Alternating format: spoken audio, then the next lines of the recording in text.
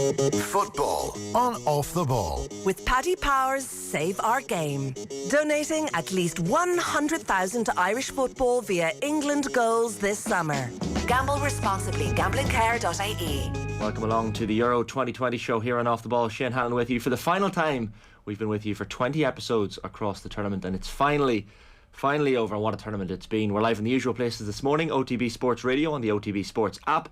You can download that for free in the App Store or Play Store. We're also live as usual on video as well this morning. youtube.com/Off the Ball, on Facebook and indeed on Twitter as well at Off the Ball. And our OTB Sports Euro 2020 show is as usual live with Paddy Power's Save Our Game, donating €10,000 to Irish football for every goal England scored at the Euros. They finished with 11 goals, so that's €110,000 for Irish football. So a very big positive to take from England's run at the tournament. We'll be joined by Damien Delaney, the former Republic of Ireland international, very shortly on this morning's show. First of all, though, time to say a very good morning to our own Eoin Sheahan. Morning, Eoin. Morning, Shane. Eoin, 51 games, a heap of own goals, loads of post cities, one flare up on English fans' backside. It's been quite a tournament this last few weeks. If it's just one, I think the English fans have done very well to have only one that we know of. It tends to be that behaviour like that is infectious, and maybe beyond that particular area of England yesterday there might have been more flares up, more backsides, and obviously all for nothing in the end. I thought that such behaviour would have spurred on the team to their greatest day in modern football. Bit of a roller coaster of emotions last night. Like before the game, I was nervous. The English fans' behaviour in the build up to the game was especially pertinent and clear on Twitter and social media. And then once the game started, you're thinking, geez, this is a very, very good start by England. How were your nerves a few minutes in? This is bad. This is bad. This is very bad. As in, England were playing very, very well. There was almost two different oceans on the flanks of Italy's defence that England were exploiting time and again in the early stages, and it seemed like a matter of time, to be honest, before England were going to go 2-0 up. I actually, for a brief moment in my head, I was thinking 4-0 2012. Italy have been in a place before where they've got hammered in a final. Could this possibly be the case again, where they've come up against a specific style that is being spurred on by a raucous crowd, and this will just lead to the crumbling of a great Italian team? And thankfully I was very, very wrong, and those suspicions were just based on pure paranoia and pure panic at that moment. But England were so impressive in those early stages, and not being able to maintain that for the game, I think that there's a lot of blame to go around for that, and I think it's fair to say that some of it's been apportioned to certain places already, even in the British press, even though many people will say there's no blame for a tournament that sees England getting to the final, but I think that's already happening. Do you think someone should get the blame? Like, is this just a case of English media needing their usual scapegoat, or should someone like Gareth Southgate or someone else take the fall for last night? Well, it's taking the fall. I don't think anybody's going to take the fall for it. Like, I think it would be ridiculous if England were to make a significant change to what they did during this tournament, because they were one of the best teams at this tournament, and they have a great age profile, and they're in a brilliant place going into the next World Cup. So they can't throw the baby out with the bathwater here whatsoever. But I do think that there can be a lot of learnings, to use that lovely phrase, over the next 16, 17 months before Qatar, and a lot of those things to be learned will be on the shoulders of Gareth Southgate, I suspect, and it's more to do with his in-game management, how Mancini was pretty quick, I guess, to pull the plaster off in the whole Immobile disaster during the game, whereas Gareth Southgate maybe was a little bit more reactive. Now, in fairness, you're 1-0 up in a major final. That kind of franks your decision-making pre-game. So, like we were talking to Eamon Dunphy earlier on, and he was making the point that starting Trippier over Bukayo Saka was a defeatist team selection. And I would say that may be true, but if you've selected that team and they've gone 1-0 up in 2 minutes of the game, you're kind of like, I got this one right. So I can see why you'd be a little bit slow to make that Saka on for Trippier substitution. And in fairness, it was after 70 minutes, so it's not like it was in injury time or anything he made that change. But I do think that it comes back to that man, Jack Grealish, that has been spoken about more than any other English player, I would say, throughout the whole tournament. And seeing him come on after 99 minutes, that's probably the learning for England over next year. And that's, rather than anybody falling under a sword, it'll be, how do we ensure that players like Jack Grealish are there from the start, or our in-game management is a little bit better and more positive, because it was quite negative, I felt, last night. We'll get into some of those decisions with Damien Delaney very shortly. We'll also get your thoughts and Damien's thoughts on player of the tournament, young player of the tournament, goal of the tournament. So if you're on YouTube as well, or wherever you're watching, be sure to comment and leave your own thoughts on those. Team of the tournament is something I've been rolling throughout the last few weeks, Owen, and we've got the final edition of the Rolling All-Stars Team of the tournament. I've only made one change as of last night. So Martin Damsgaard for Denmark comes out and Chiesa comes back in. Chiesa's been in and out of the team over the last few weeks. Donnarumma of Italy in goals, of course. He was awarded player of the tournament last night officially by UEFA as well. The back four, Simon Kjaer out of position a bit on the right, but had to have a Danish player in there. Chiellini, Maguire and Shaw complete the back line. Midfield three then, Jorginho in behind Pedri and Pogba. I thought Pogba's performances over the tournament, look, he wasn't the fault or the reason that France exited a little bit early against the Swiss. Played very well in every game he was involved in, and I've just decided to leave him in. And then Sterling and Chiesa either side of Cristiano Ronaldo.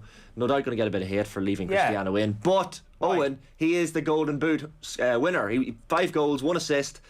Mightn't have scored the knockout stages, but I think the Golden Boot winner has to be in the team of the tournament. You probably disagree. Yeah, I don't think Ronaldo was particularly good. I do think that he is maybe in a market there for that number 9 jersey, which isn't especially crowded.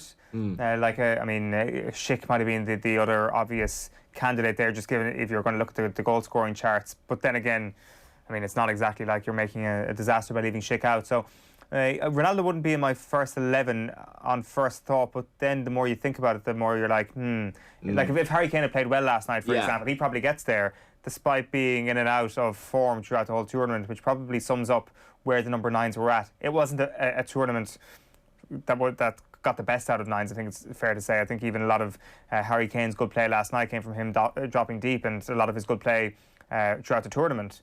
So I think it has very much been the tournament of the Sterlings and Chiesas of this world, the wingers who like to cut in and cause a bit of damage from wide positions. So you maybe could have gone for 3 of them up front rather than Ronaldo. But I mean, he is the Golden Boot. Well, how did he win the Golden Boot in the end? Was it minutes per goal or something like that? Or? I don't. Was it on assists or did he finish? Assists, I think it was on assists first. But like, granted, going into the final, I was thinking, okay, Ronaldo's not going to be in my team at the end of the tournament. Kane or Ciro Immobile are going to play really well in the final and take that spot. Neither of them stood up really last night, so I had to leave Ronaldo in. That was my logic. Time to say good morning to the former Irish international defender as well, Damien Delaney. Morning, Damien. Morning, guys. How are you? Damien, thoughts on that final team of the tournament? Ronaldo left in, Pogba's left in, probably the 2 controversial calls. No, Bonucci for me is the controversial call. I mean, Lord of mercy, how you can put Harry Maguire in ahead of him makes absolutely no sense. But I do know you're a Manchester United fan. But I suppose all in all, apart from that decision, it probably ended up, you've had some ropey moments as we've been doing this as we're going on. And I mean, very ropey, very flippant, very unjust ins and outs and players out of position. But I think Bonucci in for Maguire there, and you're probably not a million miles away from the team in the tournament. Well, as we know, Damien, it's not easy to be a manager. I've learned that over the last few weeks. You get abuse no matter what you do. Myself and Owen were talking there about Gareth Southgate and the decisions, and I guess the English press, and looking at the back pages of the newspapers this morning, there's not really any call for a fall guy or abuse hurled in anyone's direction, albeit a lot of racial abuse online, unfortunately, for the 3 guys who missed the penalties for England. Should anyone take the fall for last night? No, I don't think so. I think England done reasonably well. I do think that, the World Cup in Russia and this tournament, they'll never get 2 easier runs ever again. I don't think any team will ever get a run like that to 2 finals. They fell to Croatia in the World Cup. And I think last night they kind of got to the final in a very, very conservative manner. I think there'll be some serious lessons that need to be learned. I suppose just taking England on a whole, really, and where they're at, that conservative approach that he had throughout the tournament, when you look at what's at his disposal, the young talent that's there. The game last night, I truly believe he picked that formation thinking that the game would pan out very, very similar to the Germany game, where they just kind of held Germany at bay, counter-attacked them, and then they scored in the 75th minute, Sterling, I think, and then Kane in the 85th or 86th minute, I think it was. And I think that's how we envisaged the game turning out. And the early goal, absolutely scuttled all his plans because I know it's very, very difficult to say that they scored too early, and I know that sounds like a crazy statement, but he wasn't prepared for it. They didn't have the players on the pitch to go and twist the knife, so to speak.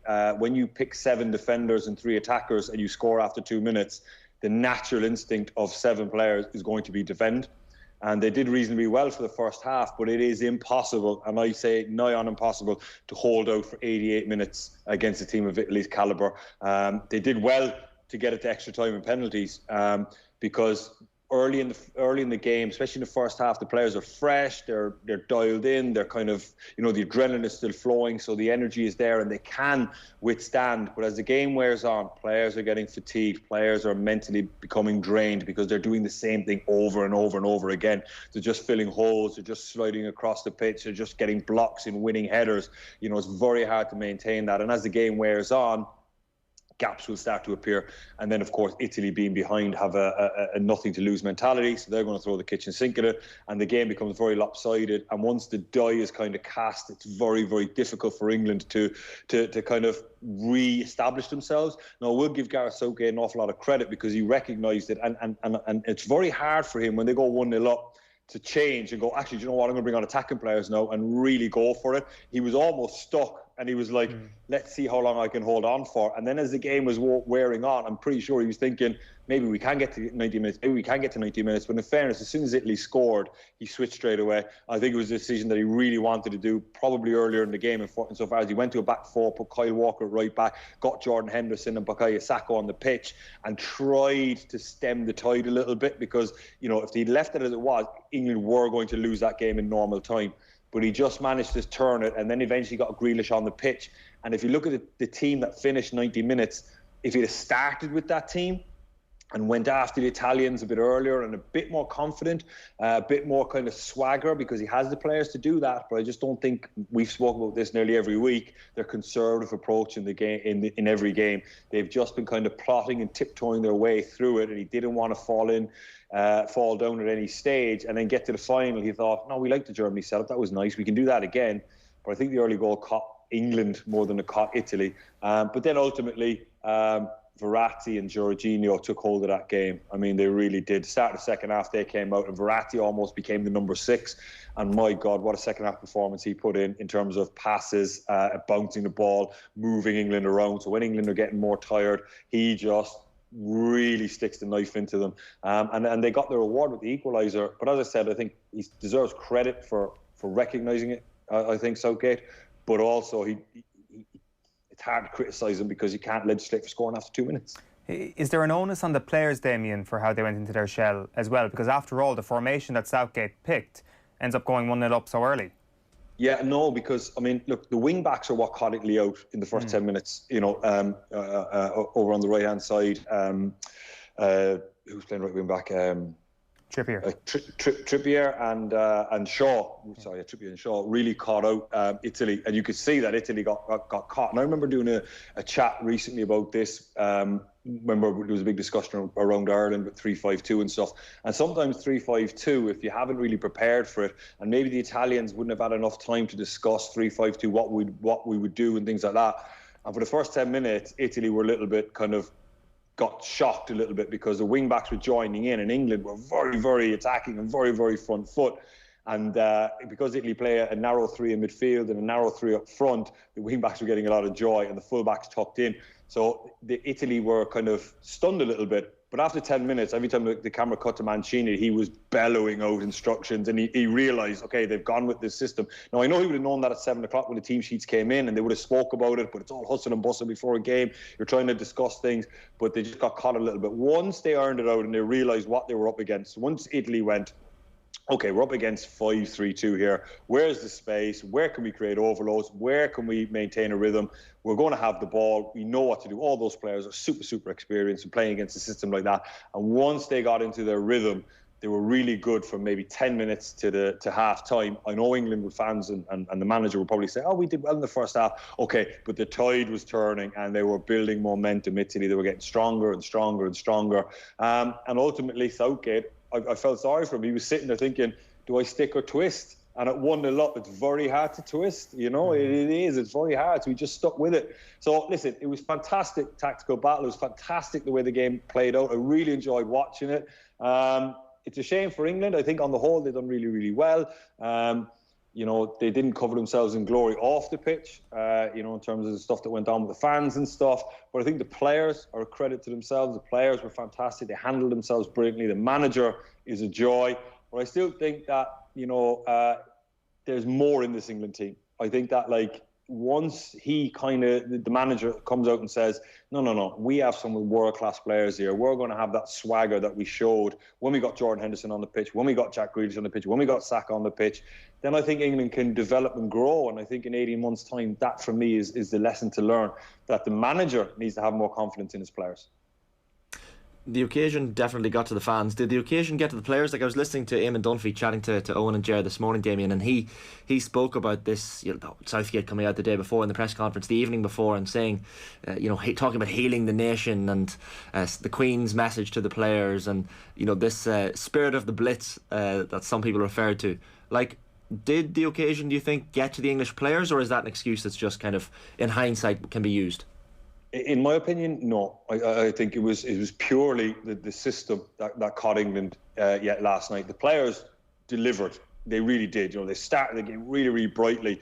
But the instinct when you have 7 defensive players on the pitch and you go 1-0 up is to sit back and defend. And of course, Italy then are thinking, okay, we're 1-0 down.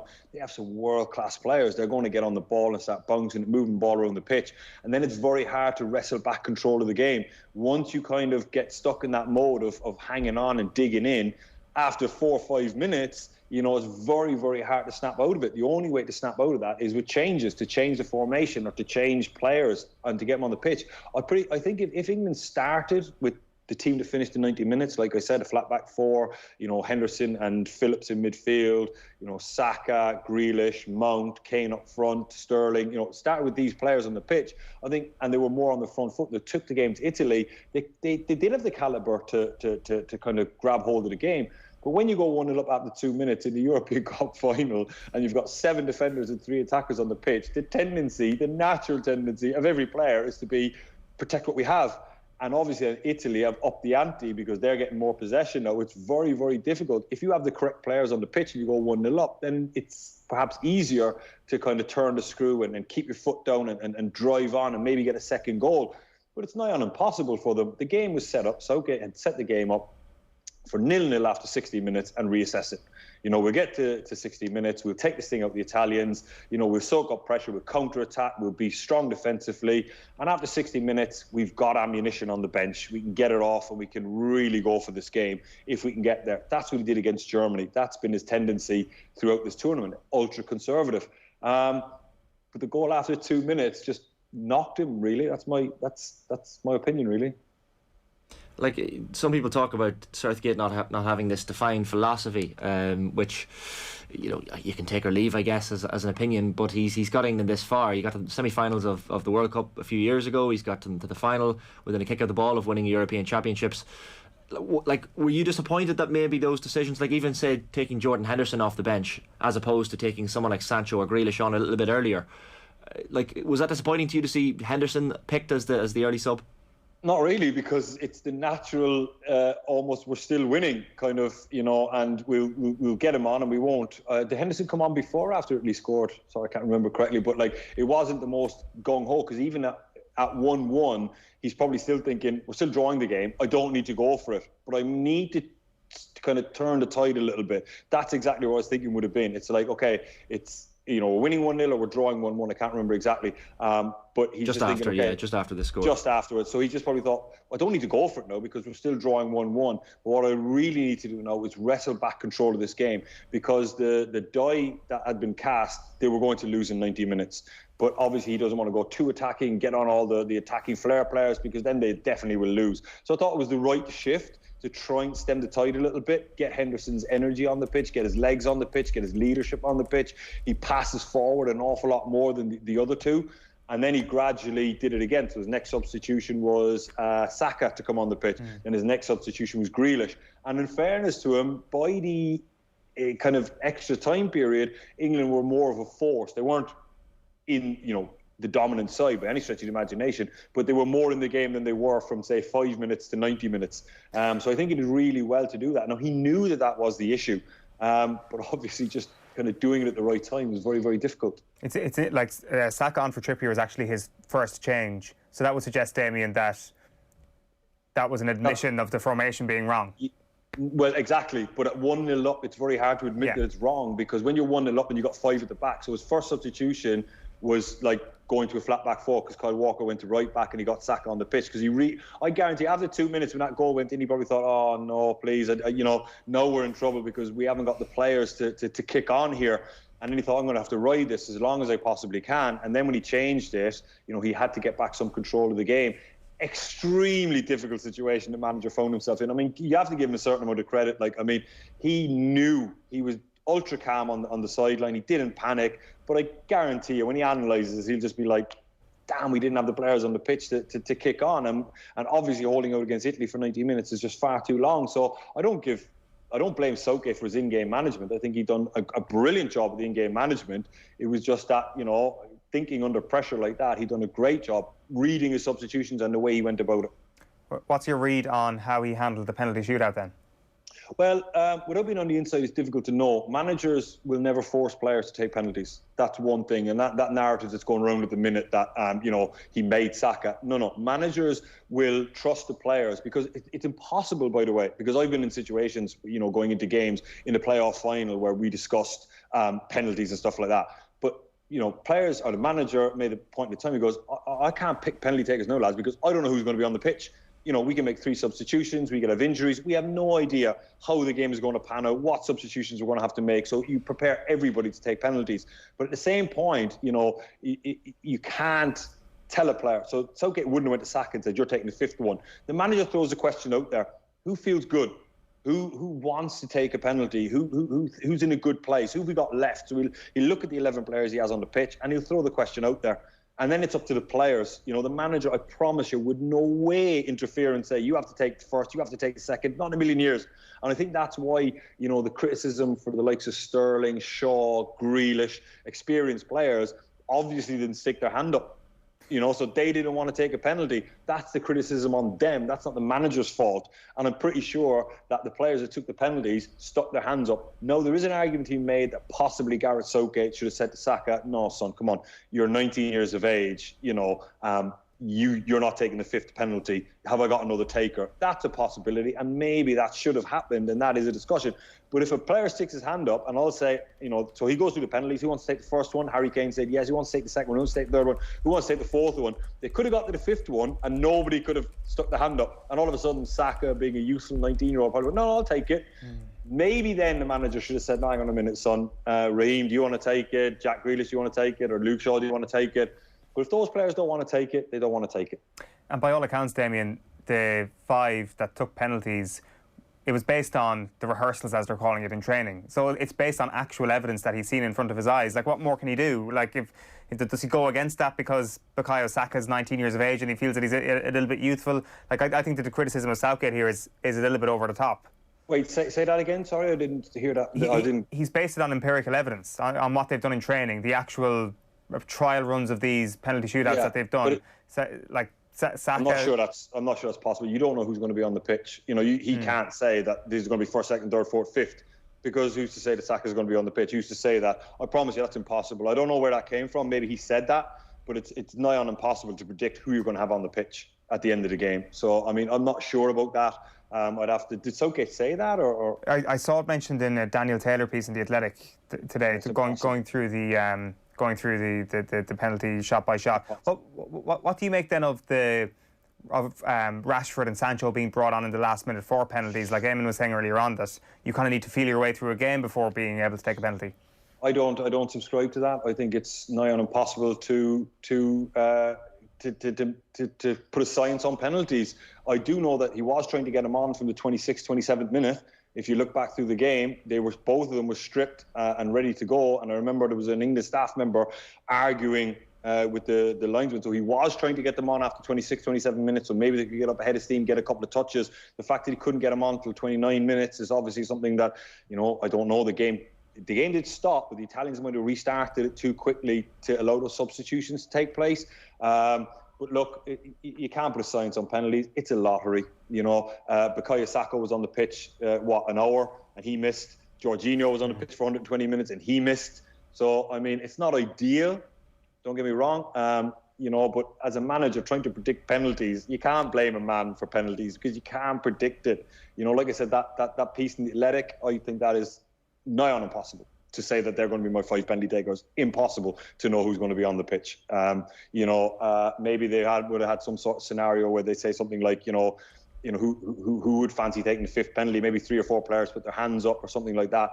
But on the night, certain players just don't seem to want to take it. I'm very slow to criticise Gareth Southgate for the penalties. It's impossible. It's a difficult situation to put anybody in, and you never know. It's not like, Sancho's penalty was saved.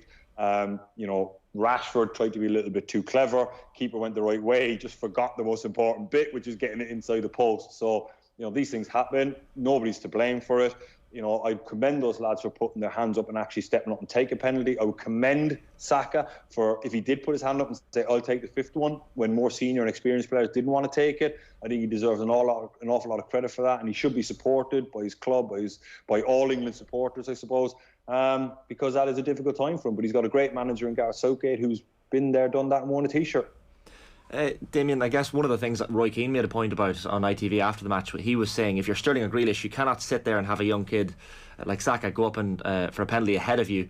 Jack Grealish has replied to Sky Sports News' tweet this morning and said, I said I wanted to take one. The gaffer has made so many right decisions through this tournament, and he did tonight, but I won't have people say that I didn't want to take a penalty when I said I will. And it appeared that way even in the build-up to the shootout. He seemed to have a brief conversation with Southgate and nodded his head, so maybe he was going to take number 6 or number 7 or whatever. But is it a bit of a lazy argument to say that, Saka is too young at 9? Like, I remember going to a Manchester United match against Leicester City back in 2001, and you were playing, I think, 18 or 19 years of age. You were in the midfield against Roy Keane and Paul Scholes. Like, 19 years of age is not too young. Like, he's... I agree. I think he's a professional footballer. It's a penalty from 12 yards. He had the courage to step up and take it, and he should be commended for that. Jack Grealish probably put his hand up, but maybe he didn't put it up quick enough. There was probably 5 players put their hands up quicker when the manager was going through who wants 1, who wants 2, who wants 3. Saka probably put his hand up first, more confidently, and then the manager has to make the decision, And if Grealish did want to take a penalty, like you said, he might have taken number 6. But Saka was obviously very, very strong in the fact that he wanted to take a penalty, and when it got to number 5, he probably put his hand up first. So, it's difficult. I'd be slow to criticise anyone, manager, players, anybody when it comes to a penalty shootout. And it's tough as well for the goalkeepers, because Jordan Pickford has got a lot of stick from outside of England, I guess, across this tournament. He's got the Golden Glove, 5 clean sheets in the 7 games, 2 very good saves in the penalty shootout as well. Like, is he getting a raw deal, or is he cemented his place as the England number 1 going forward for the next number of years? Yeah, I think he was always going to be England's number 1 by virtue of the fact there's no one really behind him pushing him yet. That might change with Henderson's situation at Manchester United and whatnot. So, but at the moment, he's certainly done really, really well. He obviously has a moment of madness in him. We saw it in the semi-final at Denmark, throwing balls out. He has these moments in him, but he's a fantastic reactive goalkeeper. Even the Italy goal, the save from Verratti to get it onto the post, even though it came back to Bonucci, he made another world-class save down to his left-hand side. I think it was Insigne cut inside and tried to bend it in the far post, I think, possibly, and he got down really, really well. He's made some good saves. The Golden Glove, I wouldn't read too much into it. England have been ultra defensive, strength in numbers type of a thing. So, I mean, he's not like he was Donnarumma, who made countless world-class saves throughout this tournament, and he probably, for me, was the best goalkeeper in the tournament. But look, he's a decent goalkeeper. Of course he is. He's probably not in the same level or the same class as Donnarumma, but he certainly is an easy target for a lot of people. But the guy has an incredible degree of self-confidence, because to take as much criticism as what he has, and to be as lively and be as enthusiastic as what he is, he does deserve credit for that, because being England number 1 is a high pressurised job, and to get the amount of criticism he gets and to still put some of the performances that he puts in, I think he deserves credit. What area do they need to find better strength in before the Qatar World Cup, Damien? Interesting. Well, as I said at the top of the show, I think the manager has to have a little bit more confidence in the squad and the players that he has, a little bit more confidence going into games, not to be protective, not to be as defensive as what he is, because he's shown that being defensive can get you through a certain type of game, can get you kind of, past the Scotlands, the Croatians, the Czech Republics, the Denmarks, the Ukraines, because your world-class talent will come to the fore if you keep the back door locked. But when you start playing the big boys and you start playing teams that are ranked higher than you in the world, or teams that are further along in their development, like Italy, you need more. You need to be able to take the game to them. And I think the manager is going to have to find a way to do that, to get that confidence in, while also keeping the back door shut. And I think, without... I often look at the two centre-backs and the goalkeeper, and I think, did he go conservative because he doesn't trust them and he needed to insulate them? A little bit like what I said what Manchester United do with Harry Maguire, with the two number sixes right in front of him, because they don't want to expose him. John Stones the same. If you expose those players, in the way that Chiellini and Bonucci got exposed, they make great decisions when they're in open space. Chiellini coming across out of position so many times, but getting the decisions right, very, very rarely being wrong. So if he did decide to open up and play a more expansive game, is the reason that he was conservative, because he was worried that if I continuously ask Harry Maguire and John Stones to make high-risk decisions, they're going to get an awful lot of them wrong, because John Stones is a very, very mobile, very, very quick defender, but he has a moment of madness in him, and if you keep posing him high-risk decisions, he more likely is going to get a couple wrong. Harry Maguire, you do not want to open up the pitch with, because he's not the most mobile of defender. If you have, fullbacks pushing on and only one number six, the same problem he has at Manchester United, the same problem Manchester United have, it's going to be difficult for England. So I wonder, is the reason Southgate went so conservative is because he realised, I need to insulate the biggest weakness in my team. But again, how does he marry that up with attacking players? It's an interesting one, because if you are picking out an area where England lack depth, it's in central defence and in goalkeeper, right? Absolutely, and I think that's why he goes five at the back, and puts John Stones in the middle, gets a lot of protection around him. That's why he puts Harry Maguire on the left-hand side and Luke Shaw down next to him and two number sixes in front of him. I've played in systems like that. There's not an awful lot of decisions to be made. You get nice and insulated. You only have maybe a 10-yard radius that you have to work in, where you go out, you come back. If you make a mistake, there's never anyone more than 10 yards away, so the mistake can be covered up, or the mistake can be swallowed by the rest of the team, by the numbers that you have there. As soon as your fullbacks start drifting on up the pitch, as soon as you only have one number six, all of a sudden now you're asked to make decisions. Do I go short? Do I drop off? When do I come across? When do I come out into the channel to mop something up? When do I stop the centre forward turning? These are all decisions that, like millions of them, that you'll have to make throughout a game. And if you're asked to make high-risk decisions, there's a fair chance you're going to get a few of them wrong. So look, that's where I see England tactically. That's what Southgate has to marry up. But Southgate, I think, is a super smart coach. I think he'll analyse this to death. And I think him and his coaching staff will come up with the reasons as to why they couldn't wrestle back control of the game. But they're my thoughts. Like we've seen over the years, Damien, the replays of penalties from Batty and Waddle and Southgate missed and replayed eons of times on our televisions, and the reality is last night was a bigger game, slightly bigger game than any of those matches that those penalties were missed in. Like Sancho, Rashford, Saka, like how do they recover from this? Because this is a body blow and something that's going to be replayed for years and years. And even to see Bukayo Saka in tears, that was a very, very hard thing to watch, in tears, with Gareth Southgate holding him and even his family then afterwards. This is not going to be an easy thing to recover from for those three particularly. I disagree. I think the amount of support that they're going to get from the 99.9% of the English public, of course, there's going to be a certain section out there that are going to do stupid things, post stupid things online. But the general feeling around this England team, from England fans, and I call the real fans, is there's a lot of love towards them, and that's because the players all seem like really good guys. Saka, everything we've seen on social media from him, he seems to be an extremely well-liked member of the team.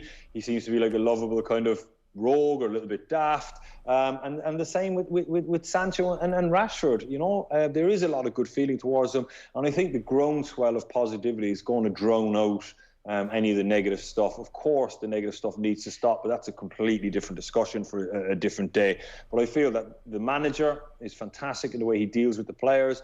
The players are going to go back to their clubs and get all the support they get from their clubs fans. But of course, I think the general population in England are going to support these players. Of course they are, because everybody understands penalty shootouts aren't nice. Nobody misses on purpose. They deserve credit for having the guts to stand up and take one. We've spoken various times throughout this show of the tournament, Damien, about Chiellini and Bonucci and the shithousery that comes with the pair, and especially like that moment just before half time when Chiellini pulls down Saka on the sideline. It's just blatant, perfect Italian foul. It was just, and even just to hear Chiellini interviewed after the match, he's such a likeable character, and character I think is the pertinent word there.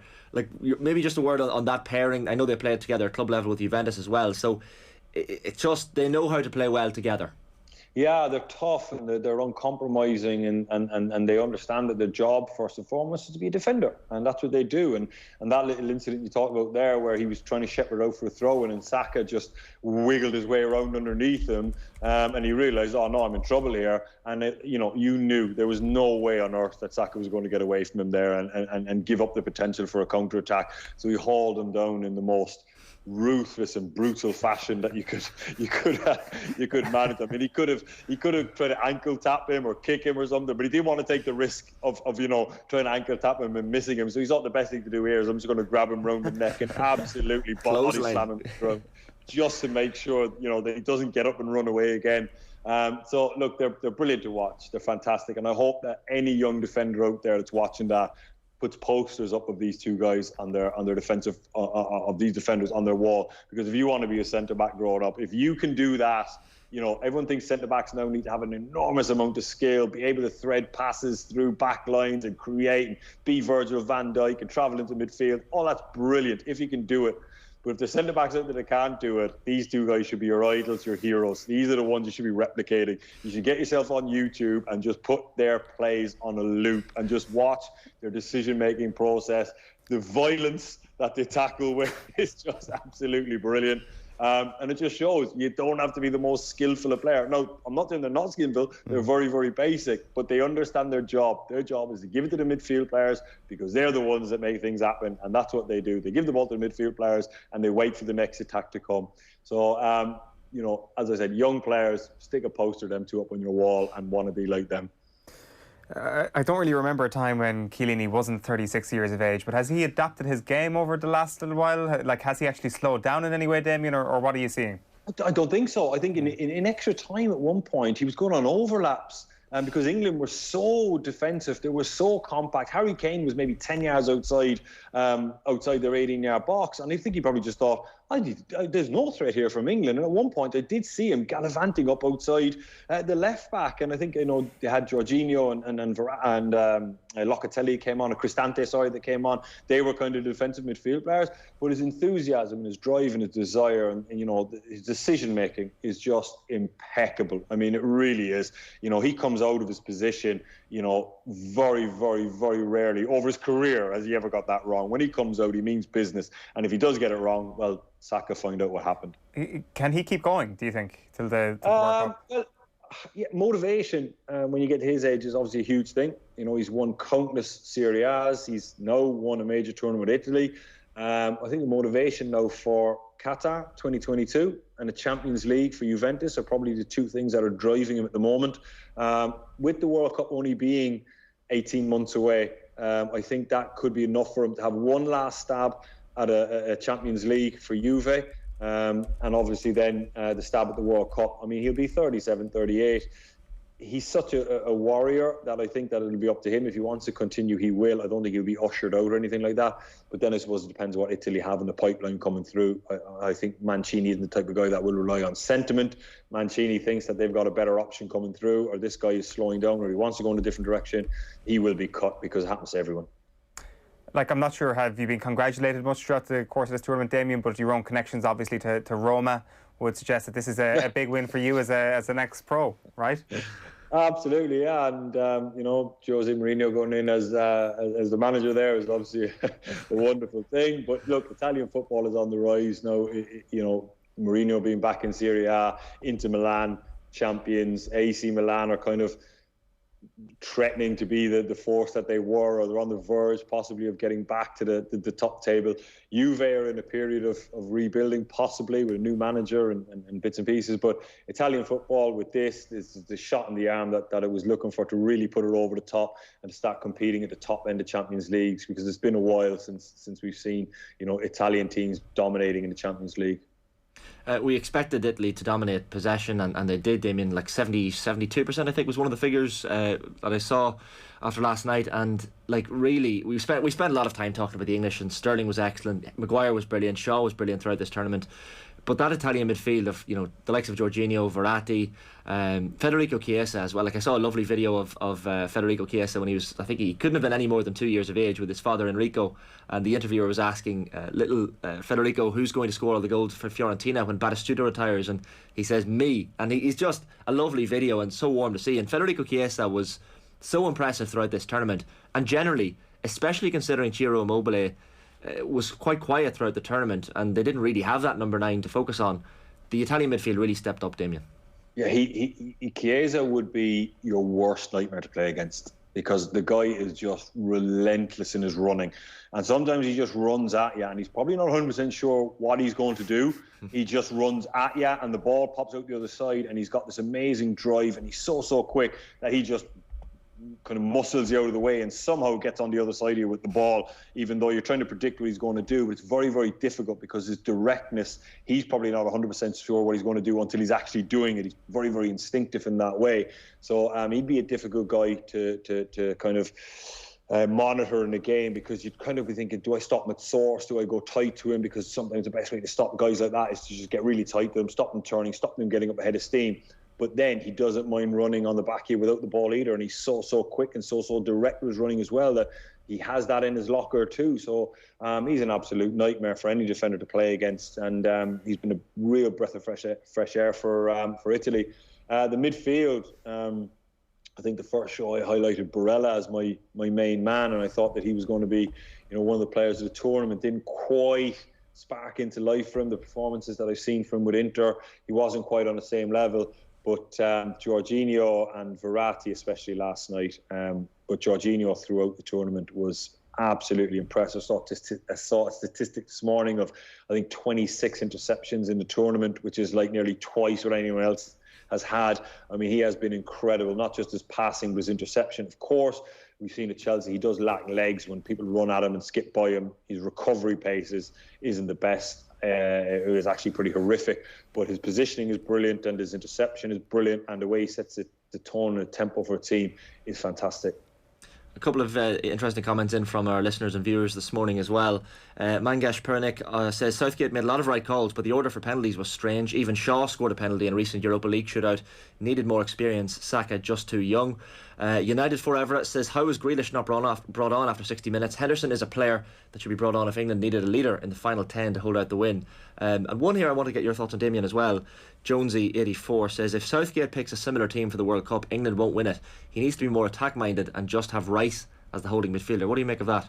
Absolutely. That's pretty much what I discussed with you guys just earlier. I think that he has the attacking players. There was a time where England perhaps didn't have those types of players, and they had to be a little bit more defensive and kind of stumble to a final, by keeping clean sheets and winning 1-0 and trying doing the best that they possibly can.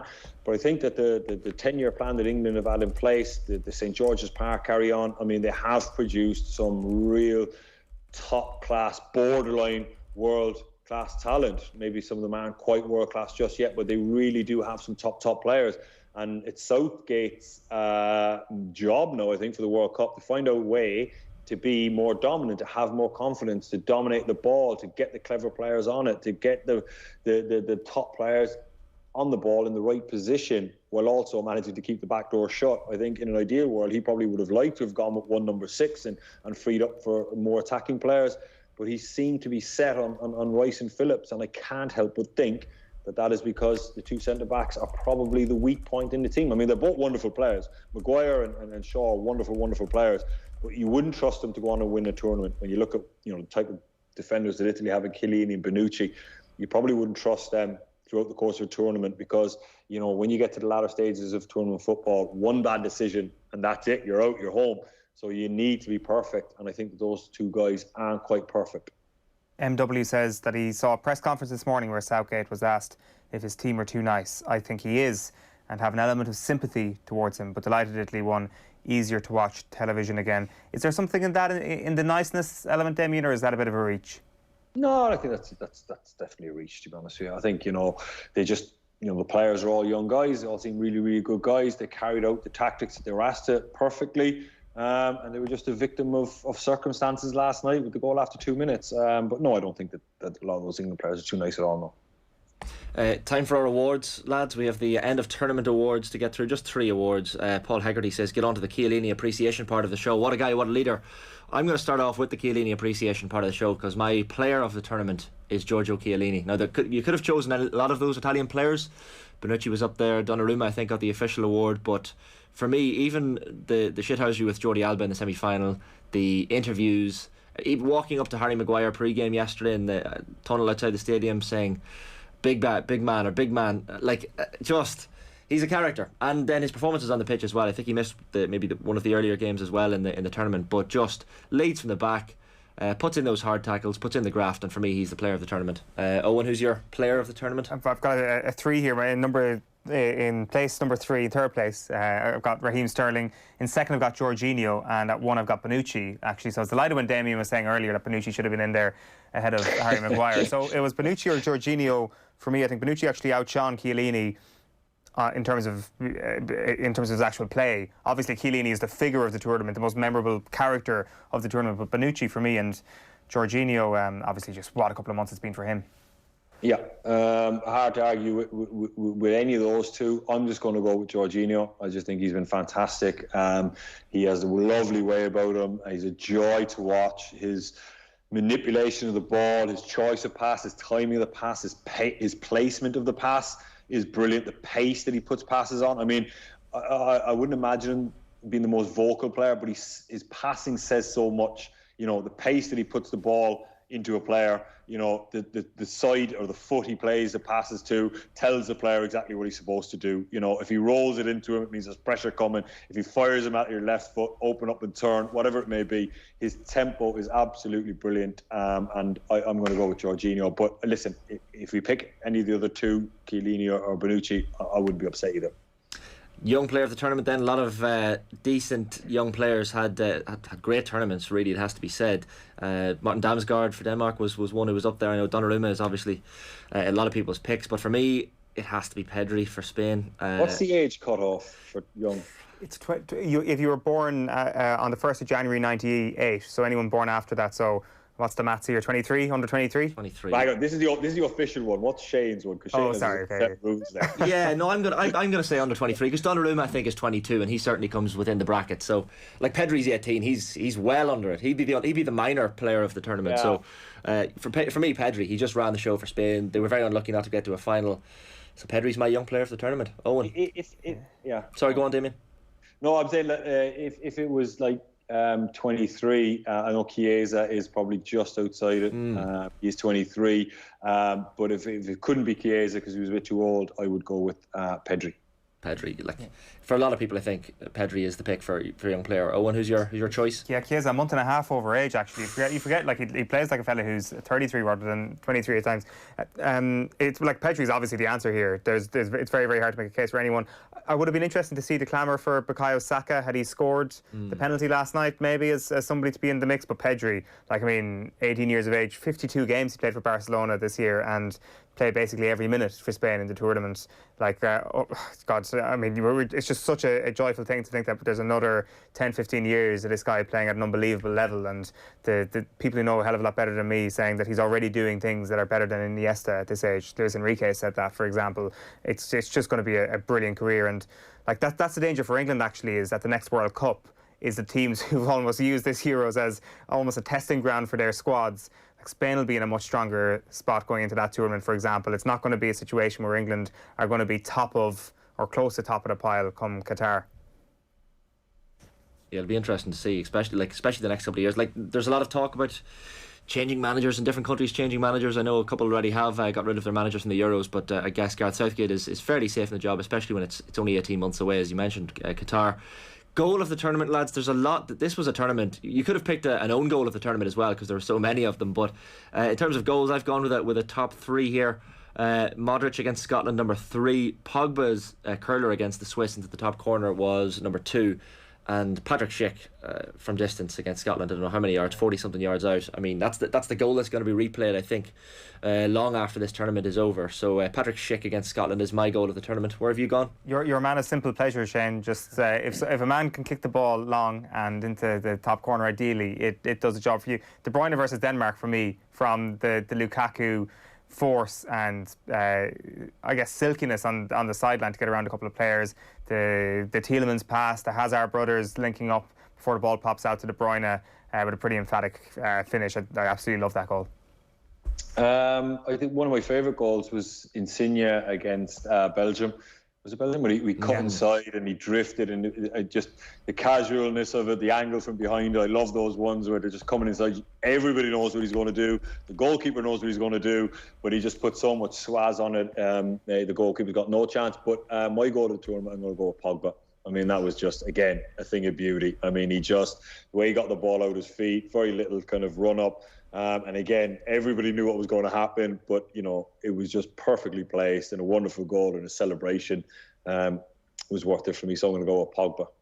Great stuff. We've one comment in here before you go, Damien. Tony Gunner 04. Thank God for Damien not being biased, because those 2 English haters are only wanting to talk down this great English team and great manager Southgate. So you're getting a bit of praise there from Tony on YouTube, Damien. Fair play. Yeah, I don't listen, man. You could come on the radio and just subscribe to this anti-English, and I don't, because there's been enough to hate England over the years. A lot of the players, the squad's gone by. They had an unlikable kind of characteristic to them. Of course, this England team are a great bunch of lads. They're honest. I like watching them. I think they're a good bunch of kids. They're honest. Obviously, their fans are another reason to dislike England, but that's a different. I hold that separately to watching the team and the manager. I think there's a likability about this squad. There's a likability about the manager. They've done really, really well. They're just a little bit short, but I'm not going to come on here and just hammer England for the sake of it. And what's the point? What's the point? Exactly. Look, they came close but no cigar. Damien, great stuff over the last few weeks. Really enjoyed having you on the Euro 2020 show. Thanks a million for everything. Thanks, lads. Pleasure. Great stuff. Damien Delaney there, of course, former Republic of Ireland international. I was going to say Arrivederci is the Spanish or the Italian for goodbye, isn't it, from Inglourious Basterds? I think it is. But loads more comments in here, Owen. We should read out some of them. Marco Polo, great Italian explorer, of course, says, "Where's the Italian jersey today, Shane?" I thought a lot of English fans be waking up with hangovers this morning, and a little bit saddened at what happened last night, so I wasn't going to rub it in. Classy touch. Very classy touch. Popo UK says, "Those 2 presenting would make anyone sick the way they enjoy seeing their neighbours lose. Shame on ye." Are we that much enjoyment? I mean, all we did was start the show off talking about our admiration for English people's ability to set off flares in their arse. We've come on and complimented England here as much as anything else. Yeah, and we haven't even referenced the scenes. We didn't really talk about the scenes off the pitch, and the fact that probably thousands of people got in without tickets to Wembley Stadium last night, and some fans taking the law upon themselves and battering other fellow English fans coming into the stadium and kicking them in the head as they lay defenceless. So some of that stuff you never enjoy seeing, and certainly didn't see it covered too well on BBC. I have to be honest. ITV covered it quite well and referenced the fact that there were things going on, away from the pitch and inside the stadium. So disappointing to see that. Perhaps not surprising in some ways. We can consider some of them were in the pub from 7 a.m. Messy scenes. And look, whoever has to clean up London today, I really, really feel for them. The London Council, they have a big job in their hands, Owen, I think. It has to be said. Henry Bonner says, "Never have I ever enjoyed Italian food and drink as much as I did after Saka missed that penalty. The beer didn't go down well when Jorginho missed his penalty, but thankfully it all worked out." Yeah, it was nervy for a while for those Irish fans who were supporting the Italians last night, and I know there were plenty. Shello says, "This is as close to waking up the morning after a big football tournament win that us Irish fans will feel joy like this. So drink it in, baby." Well, yeah, it's not nice to take joy from other people's pain, but at the same time you have to support someone, and it gave us a motive behind last night's match, and what a match it was as a result. Ole United says, "Overall, will we remember this game as a classic? I don't think it was a great game." Maybe is that a fair point? Like, we got caught up in the fact that it's so exciting because we don't know who's going to come out on top, but from the complete football neutral, was it a decent match? It wouldn't be a game you would rewatch for example. No. If hopefully we never have to face a lockdown again, but I don't think it'll be the first ones that the channels would put on to rewatch. I think that there's been better games in this tournament, far better games in this tournament, and exactly what you said, it's the not knowing, it's the drama and the tension, and that gets taken away on the rewatch, obviously. So the unknowing was definitely the best part, and it's just the dynamic of having that early goal and how that really upset everything. All the plan, like I mean, the Tyson phrase is everyone's got a plan until you get punched in the mouth. It really seemed last night that everybody's got a plan until you punch someone else in the mouth, in the context of England, that, as Damien said earlier on, they did not know what to do after they landed that first blow. And that for me was just fascinating, and just Italy slowly but surely edging their way into the game. It was absolutely, it was brilliant. It was brilliant to watch in live time, but no, it wouldn't be classified as a classic in how we would traditionally put the word classic. But I will say it's probably the best tournament of my lifetime anyway. Just the amount of moments, and that last 16 day with the France exit and the Croatia exit, probably the best day of football of all time. Oh, just incredible. So many positive moments, and we can't forget the Christian Eriksen moment as well. That kind of we were all terrified at the start and thought this looked very, very bad, but luckily he's okay, and the Danish story was one that really has lit up this tournament as a result. Happy Jack McKenna, Chiesa is a baller. Cannot disagree with you there, Jack. Tino says, when a team turns up in the style of fashion that Italy did, well, everyone else may as well go home. Football is all about fashion now, and the Italians cannot be beat. Dress good, play good. There's something in that, like, you know, the players who have the white boots or the yellow boots and the tape around their ankles to make themselves look better or feel better. There's something in that, Owen, and certainly if the Italians won, which they did, they've proven that point. Bossman says, best night I've had in a while. Delighted England lost and delighted Italy won. And Eric Shorthall, those two would pick anyone bar English players as players of the tournament. Clowns. I've been called. I'd Sterling number 3. He's Sterling number 3, to be fair. And look, Sterling wasn't far off, but you had to pick an Italian as player of the tournament after the tournament that they had. Like, I've been called bitter, salty, clown. You are bitter and salty. You're from Monaghan. I'm all of those things, to be fair. But no, I have to say I really enjoyed watching this English team.